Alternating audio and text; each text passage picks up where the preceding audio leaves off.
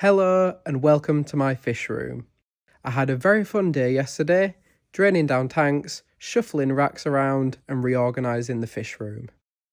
The changes that I've made, they aren't that drastic, but I do think it's a much more efficient use of space, and I really like the big 60cm tank in the middle and the symmetry that it creates.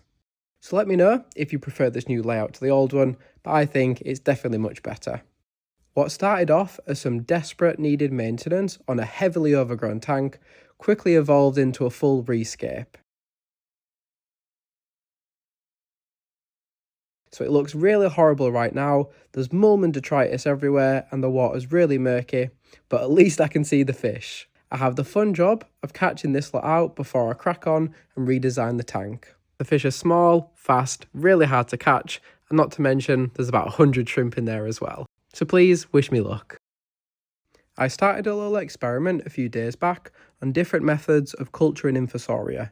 Infusoria is just like a blanket term for tiny microscopic organisms that are a great food source for small fry. It's only been a few days and the jars are really starting to smell, but it's only going to get worse. Hopefully it'll be worth it and I'll get a good harvest of tiny live food, and I'll save you lot the hassle of trying out different methods. And fingers crossed, any new fry that I have, hopefully they'll really enjoy it.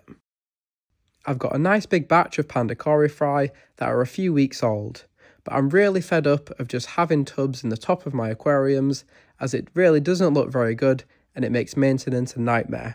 So I've decided to set up a big hatchery and fry rearing tub with multiple separate compartments for the koris and the 3 other species that I'm currently working on breeding. The celestial pearl danios, which I've had a decent bit of success with so far, but I'd really like to breed loads more. I've also got the lampi killifish, who consistently bless me with loads of eggs in this spawning mop, but I can never seem to get them to hatch.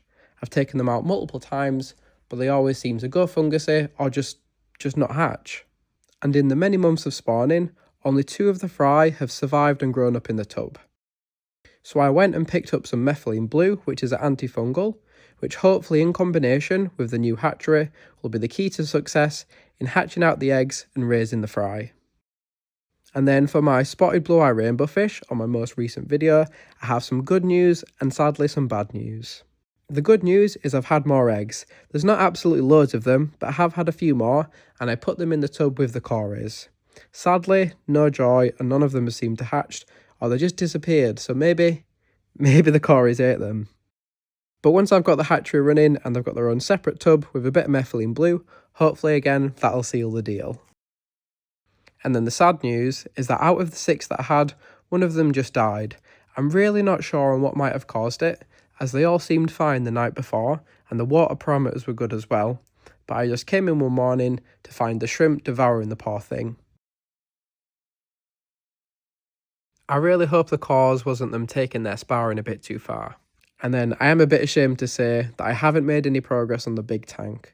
I'm finding it quite the challenge to get my hands on some large hardscape that really captivates my imagination, so maybe I need to widen the search and try out some new fish shops.